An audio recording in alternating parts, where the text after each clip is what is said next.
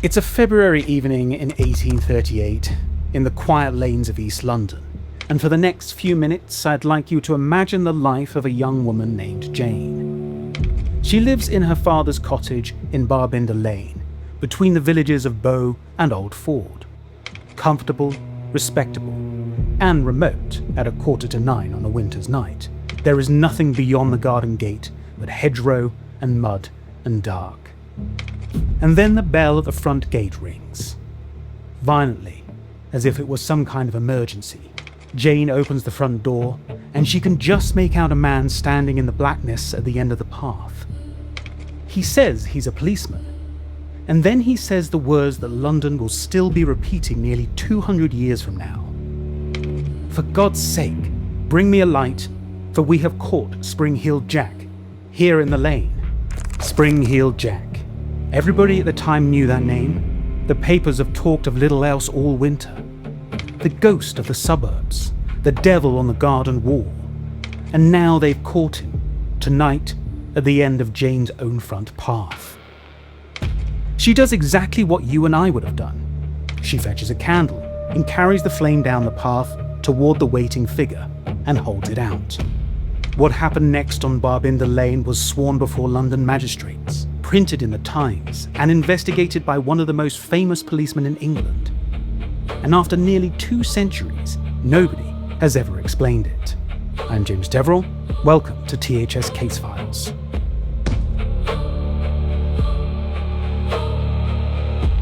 The story begins the autumn before, and it begins the way these stories often do, with a rumour. In September of 1837, in the villages along the southwestern edge of London, Barnes and the quiet places around it, people began talking about something. Nobody could agree on what. A ghost all in white, an imp, the devil himself, loose in the lanes. One account, I promise you this is really in the record, described a large white bull. By late December it had crept into the newspapers. By January, it had reached the very top of the city, because on the 9th of January 1838, the Times carried an extraordinary story from the Mansion House. The Lord Mayor himself, Sir John Cowan, had read aloud a letter signed only "A resident of Peckham." The letter claimed that some young men the writer believed of the higher ranks of life, had laid a wager that one of them would visit the villages around London in 3 disguises: ghost, a bear, and a devil, and dare to frighten people in their own gardens. 7 ladies, the writer said, had already been frightened out of their senses, 2 of whom, he claimed, were not expected to recover. Now, that letter is an allegation, no names, no evidence, nothing but ink from a stranger. But the papers printed it, and within 2 days the Mansion House held a pile of letters. Kensington, Hammersmith, Brixton, Lewisham. Every district, it seemed, had met the thing in the dark. And somewhere in that flood of newsprint, the phantom got its name. Spring-Heeled Jack. Now then, if you've heard this story before, you've probably heard the first victims. Mary Stevens seized on Clapham Common by a thing that tore at her clothes with claws. Polly Adams at Blackheath Fair.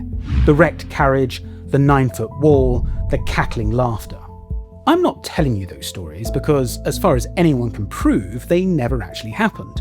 None of them appears anywhere in the newspapers of 1837. Everyone traces back through a single book written in 1877, 140 years after the fact. That book has a great deal to answer for. The real record is murkier and, in my mind, stranger. A winter of terror with almost nothing solid at the bottom of it. When level-headed men chased the rumours down, the rumours dissolved in their hands. One village's ghost turned out to be a police inspector on a white horse. Another's turned out to be a white-faced cow. That's what Spring-Heeled Jack was in the January of 1838. A rumour, half the time, a joke. And then came February and Bearbinder Lane. You already know how it begins. 8:45, Tuesday the 20th of February, 1838. The bell rung violently, the voice in the dark, "For God's sake, bring me a light." The candle the path. And by the light of that one small flame, Jane Alsop saw what was waiting at her own front gate. The figure threw off its cloak. Underneath, by her account, it wore a large helmet, close over the head, and a tight-fitting suit of something white, like oilskin. Its eyes, her words, sworn before a magistrate, not mine, resembled red balls of fire. Then it opened its mouth and vomited a jet of blue and white flame straight into her face. Before she could scream, it had her, by the dress, by the back of the neck, her head forced under its arm, tearing at her gown with fingers Jane would insist to anyone who asked were claws. Claws of some metallic substance. Her elder sister would tell the court that both combs had been dragged out of Jane's hair, and that the hair had come with them. Jane screamed, tore herself free, and ran, and the thing caught her again on the very steps of her own front door. That's where her sister dragged her inside, and as the family threw up the windows and shouted into the dark for the police, the thing in white simply went back into the dark of the lane it had been supposedly caught in. Gone. Here's what I find remarkable, and it isn't the flame and it isn't the claws, it's the paperwork. This monster refused to stay in the world of rumour with the white balls and the phantom bears. 2 days later it was in the Times, and within the week it did something most monsters almost never do. It walked into a courtroom. At the Lambeth Street Police Office, magistrates opened a formal investigation, and the officer put on it was one James Lee. That name might ring a bell. 10 years earlier, it was James Lee who arrested William Corder, the Red Barn murderer, one of the most celebrated arrests of the century. Not a man who chased phantoms. And what Lee found was a muddle. He found witnesses who had seen a figure about the lanes of Old Ford again and again, wrapped in a great Spanish cloak, and once chased by a local coachmaster's men, escaping, in the words of the report, by the most extraordinary agility. But he also found lads, 2 local men, Payne a bricklayer and Milbank a carpenter, placed near the cottage that night. Milbank in a white shooting jacket and a white hat. A wheelwright named James Smith swore he'd passed the pair walking away from Bearbinder Lane and overheard one say, this is verbatim from the court record, "It was rascally, I would have not done it upon my account." And when Milbank later recognised Smith, he rounded on him with a taunt. "What have you to say to Spring Jack?" Damning. 2 young men, a cruel prank in fancy dress, a guilty conscience overheard in the dark. Except a shoemaker named Richardson had been in that same lane that evening, and yes, he saw Payne and Milbank, but he also saw another man entirely, a young man in a large cloak, joking about Spring-Heeled Jack being in the lane. Then a gentleman of Old Ford, making his own inquiries, produced yet another candidate, Fox, who admitted being in the lane but denied wearing a cloak. And for a lonely lane on a February night, it was getting remarkably crowded. And through it all, one detail refused to resolve: the fire. Jane and her family never wavered. The thing at the gate breathed blue and white flame, and James Smith, the investigation's own best witness, told the court flatly, "I saw no light but that of a candle." There's the candle again. On one side of it, a monster. On the other, a prank that got out of hand.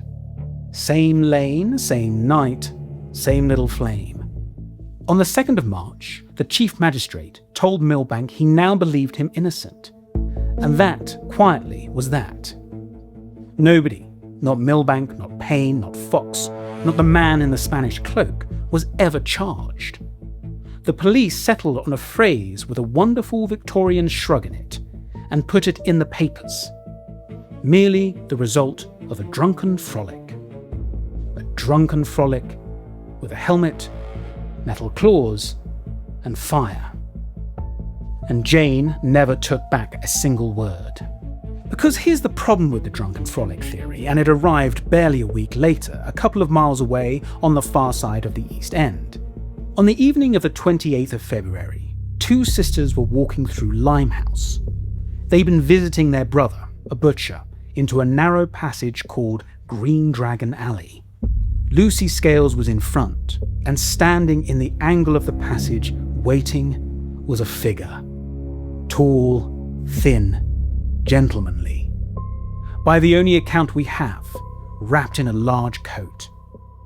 Carrying, of all things, the little bullseye lantern a policeman would carry. He didn't touch either girl. He never said a word. As Lucy drew level, he leaned in and spat a burst of blue flame directly into her face. She dropped where she stood. Her brother found her blinded, seized by violent fits that went on for hours. And the gentleman with the lantern didn't run. He simply turned and walked away. I said the only account we have, and as always, will be honest with you. Where Jane Alsop got columns of newsprint and 3 hearings, Lucy Scales got a single report.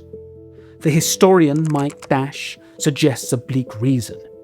Jane was the daughter of a prosperous family. Lucy was a butcher's sister. In 1838, class decided how much record you were worth. But that one report is enough to put the truly strange thing on the table. 2 young women, 8 days apart, different districts, different worlds, no known connection between them, and both times the same impossible signature. Blue flame, to the face, from a figure who then simply walks away. What happened next is that Spring-Heeled Jack stopped being a news story and became a character, faster than you would believe. Pamphlets claiming to tell the true story were on the streets while the hearings were still sitting. And on the 26th of February 1838, 2 days before Lucy Scales met the flame in Green Dragon Alley, a Spring-Heeled Jack melodrama was already playing on a London stage. By 1840, there was another, Spring-Heeled Jack, the Terror of London. By the 1960s, a penny dreadful running to 40 instalments. And Henry Mayhew, interviewing street entertainers for his great survey of London's poor, recorded something that's worth thinking about. Some Punch and Judy men had quietly renamed the devil in their puppet shows. The devil was now called Spring-Heeled Jack. Within a generation, the thing from Jane Alsop's Gate had become children's entertainment. And by century's end, the penny dreadfuls performed a stranger trick still.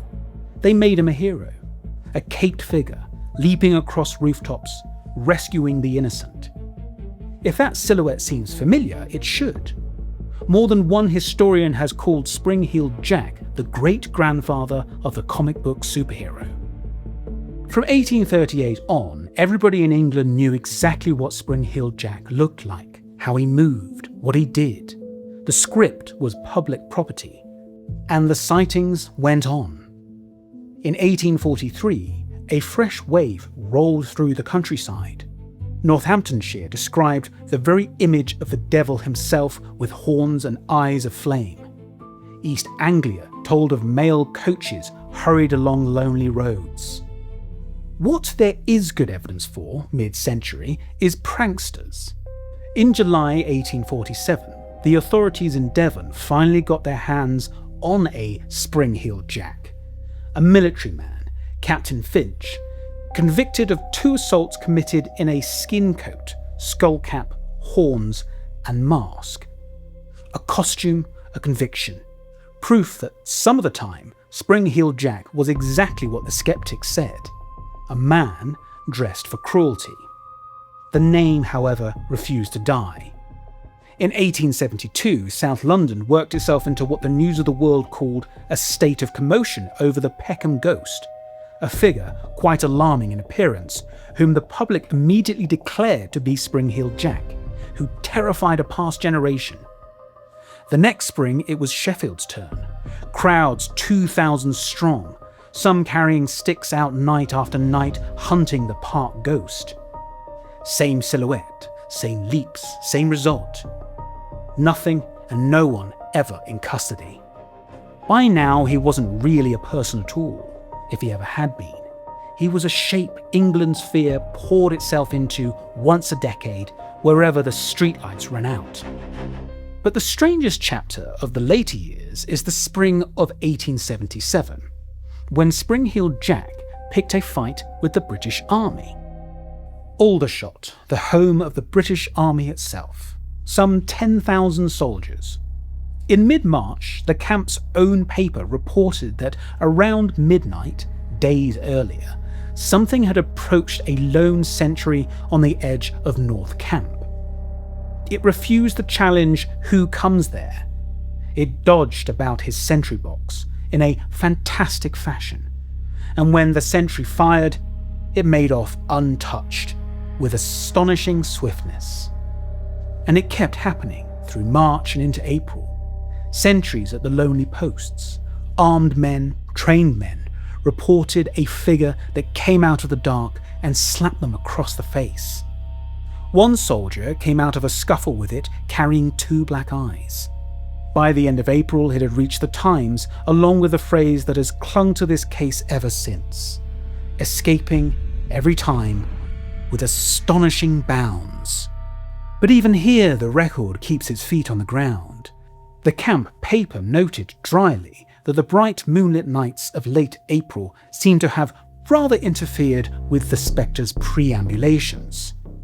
Make of that what you will. The Times reported a suspect seen entering camp with a carpet bag which the paper believed held a Spring-Heeled Jack costume. Believed. Nobody ever opened it. Decades later, an old officer, Lord Ernest Hamilton, cheerfully pinned it all on a fellow lieutenant in his memoirs, getting the dates wrong as he did so, which tells you most of what you need to know about memoirs. By May, it was over. The Illustrated Police News, a paper that never let the truth spoil a good woodcut, staged an autumn encore at the Powder magazine, where the slapping hand acquired a brand new detail. "Cold," said the paper, as a corpse's. No first-hand account of it has ever surfaced. File it where you think it belongs. That same autumn, a figure in a sheepskin was mobbed in Lincoln, shot at to no effect, and last seen clearing the rooftops by the old Roman gate. The Illustrated Police News again, so hold it loosely. And then, at the very end, he went north. Around 1888, they put him on a church roof in Everton. And in September 1904, in Liverpool's William Henry Street, crowds gathered night after night to watch a cloaked figure bounce from pavement to rooftop and back, as though the height were nothing at all. And then he stopped. After 1904, the classic reports simply end. No unmasking, no confession, no body.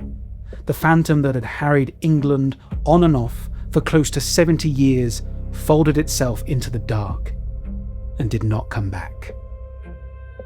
Although, 60 years after William Henry Street, a Liverpool woman named Miss Pierpoint offered researchers a quiet, sad postscript. The leaping figure of 1904, she said, was no phantom, just a local man, tormented by religious mania, who would climb out onto the rooftops at night and cry over and over, "My wife is the devil." If that's true, and at this distance we'll never know, then the last Spring-Heeled Jack of them all was not a demon, not a nobleman or a wager, just a suffering man 60 feet above a crowd that had already decided it was looking at a monster. So let's set the candle down and open the case file properly, looking at the skeptic's view as always. Now, they've been on this one since 1838. The case begins where Mike Dash ends up. After years dragging this story's real records back into the light, his verdict is blunt. Spring-Heeled Jack belongs not with the unexplained, but with the social panics. A fear London caught the way a city catches influenza. Every ingredient was in place. a whisper network running parish to parish, a brand new cheap press, hungry for sensation. And underneath it all, centuries of ordinary belief in roadside ghosts and devils, waiting for a modern name. Remember what happened when anyone ran the early rumours to ground? A police inspector on a white horse, a cow. Then the panic acquired a script. The Mansion House letter told all of London to expect a young aristocrat, on a wager, in fancy dress. The papers told them what he wore, how he moved, what he did. After February 1838, every frightened witness knew what to see in the dark. And every cruel young man with a drink in him knew exactly which part to play. Sometimes we even caught one. Captain Finch, horns, mask and all. The rumour mill supplied its aristocrat too. From as early as 1840, the whispers named Henry Beresford, the 3rd Marquis of Waterford, the Mad Marquis, genuinely notorious for violent pranks and idiotic wagers, and genuinely in the London area through that first winter. By 1880, the theory was in print. It has never been proved. And to the skeptic, it doesn't need to be. Because once the mask existed, anyone could wear it. And that is how a man dies in 1859 and goes on leaping until 1904. As for the 2 set-piece cases, the courtroom took its shot in the very year they happened. The investigation's best witness heard a guilty-sounding sentence in a dark lane, and still said of the famous fire, "I saw no light but that of a candle." The police verdict was a drunken frolic. Fire-breathing, the skeptic reminds you, is fairground stagecraft. Oilskin is a costume. Terrified people at night are the least reliable measuring instruments on Earth. And the leaps? Nobody ever measured one. Astonishing bounds is what Startled Sentry says afterwards. That is not a number. The folklorist David Clarke sums the figure up in a phrase I find hard to argue with. Spring-Heeled Jack was never one person but an archetype, part ghost, part boogeyman, part mystery assailant. A mask passed down through generation of pranksters and panics, never caught, because there was never one thing to catch.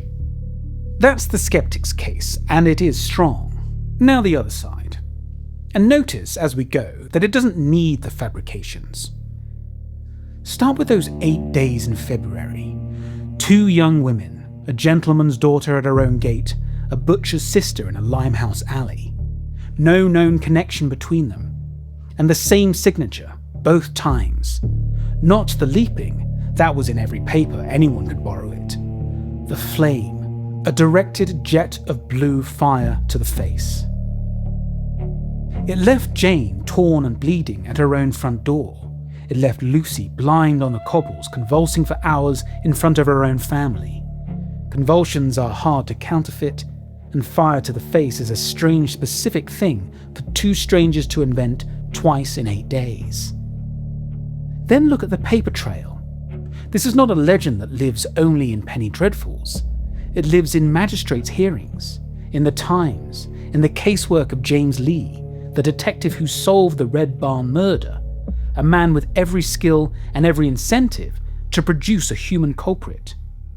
The machinery turned on this case was the best in the world's largest city, and it failed, completely. Every suspect dissolved. If it was only ever local lads on a spree, the believer asks, why could the finest police work of the age never once put a name to the man at the gate? And then Aldershot. Wave away a frightened girl with a candle if you're feeling ungenerous. It is harder to wave away armed sentries of the British Army, on duty, over weeks, at a garrison of 10,000 men whose entire job was identifying figures approaching in the dark, reporting again and again, the same impossible speed, the same bounds, the same slaps out of the dark. Moonlight or no moonlight, nobody was ever caught at Aldershot either. Which is the pattern of the whole 70 years, and the believer's strongest card. Mobs with guns, crowds in Liverpool, soldiers, magistrates, detectives, And all that time, the only spring-heeled Jack anyone ever laid hands on was Captain Finch, caught, tried, and convicted precisely because he was the only man in a bullock hide coat. Every other spring-heeled Jack got away. Every single one. Captain Finch is important to the story. So the believer's question is quiet, and I think it's fair. If they were all Captain Finches, why did only one of them ever fall? That's the case file of Spring-Heeled Jack. Let me know in the comments which side of the candle you're sitting on.